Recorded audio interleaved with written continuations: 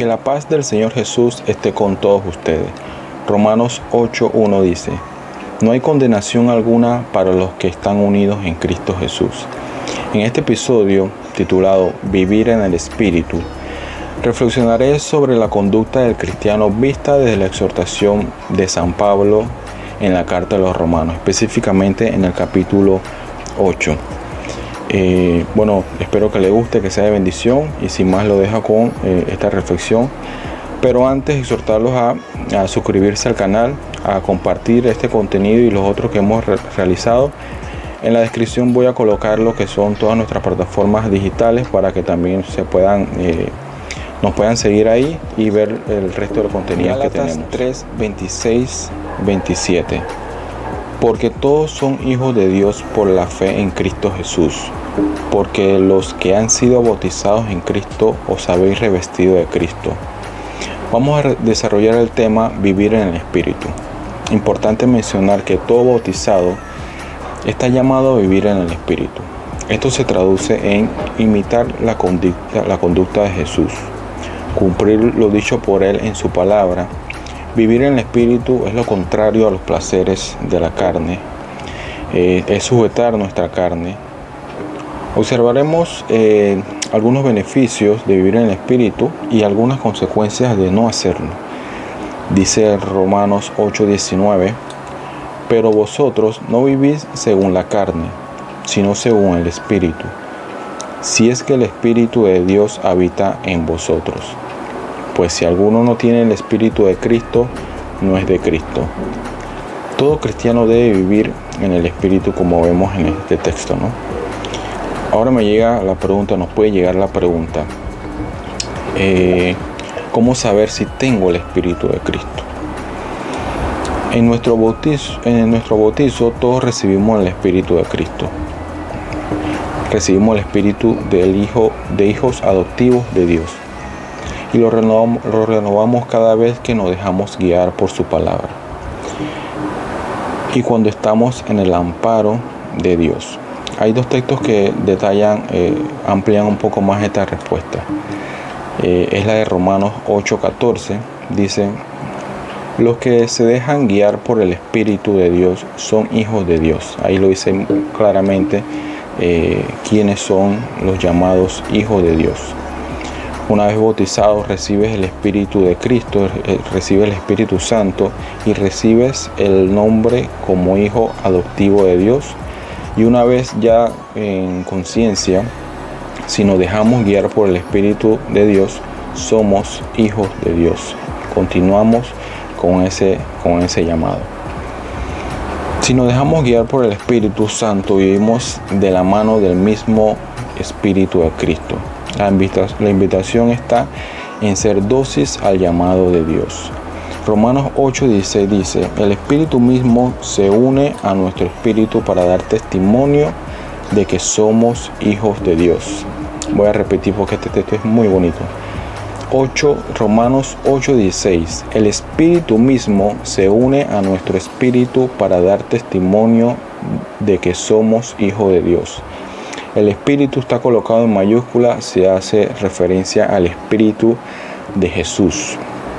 De alguna otra manera, el Espíritu de Jesús nos habla a nuestro espíritu dando testimonios que somos hijos de Dios.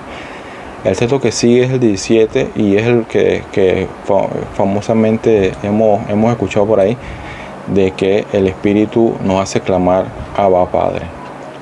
O sea que de alguna manera el Espíritu de Jesús nos da esa manifestación a nuestro espíritu de que somos hijos de Dios. Somos espirituales y la única manera de estar conectados con Cristo es de esta manera, espiritualmente. El Espíritu de Cristo nos confirma que somos hijos de Dios. Algunas consecuencias y desventajas de no vivir en el Espíritu. Romanos 8:8 dice: los que viven según la carne no pueden agradar a Dios. Debo mencionar aquí, Dios no aborrece el pecado. El tema no es que Dios odia a su criatura, porque si nos hizo no creo que haya sido con el fin de odiarnos. Todo lo contrario, creo que ama tanto a su criatura, a nosotros, sus hijos, que está esperando lo mejor de cada uno de nosotros. Y al verlo en pecado, para nada es algo positivo para un hijo.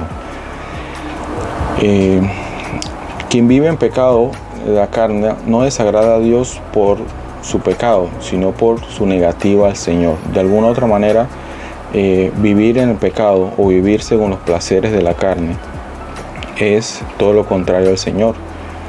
Simplemente no le damos otra opción a Dios que no le damos ninguna opción. Al estar al contrario, a la espalda de Él, simplemente Él respeta nuestras decisiones y no le damos más opciones a Él que esperarnos, ¿no?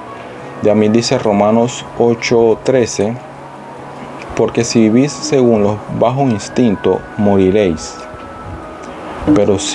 Pero si conforme al Espíritu das muerte a las acciones carnales, viviréis. Este texto claramente lo menciona, ¿no? Si uno sigue viviendo en pecado, simplemente el resultado de eso es la muerte. Si de lo contrario nos damos cuenta de nuestros errores y comenzamos a vivir en el Espíritu, viviremos. Y viviremos aquí en este mundo, y obviamente el texto hace referencia a una vida eterna. Vivir en pecado trae muerte. La exhortación es mutilar la carne, vivir según Jesús nos indica, activar la oración y el ayuno. Vencemos todo placer con los ejercicios espirituales, y uno de ellos es el ayuno, ¿no? Que gran beneficio nos da a cada ser humano. Debo concluir con el texto de Romanos 8:17, que básicamente es la promesa del Señor a quien vive en el Espíritu.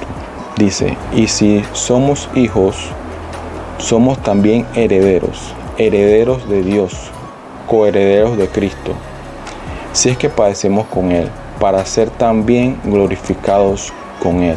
Romanos 8:17. Esta es la promesa del Señor. Una vez vivido en el Espíritu, en este mundo, simplemente seremos parte de la gloria de Jesús, el mayor regalo para todo cristiano, vivir eternamente en la presencia de Jesús. Así que mi invitación es para cada uno analizar cada uno de estos textos mencionados y vivir en el Espíritu. Grandes beneficios nos trae vivir en el Espíritu, y es lo que espera Dios de cada uno de nosotros. Así que le dejo con esa conclusión, con esta reflexión. Espero que le haya gustado, y me encantaría sus comentarios abajo. Muchas gracias y saludos.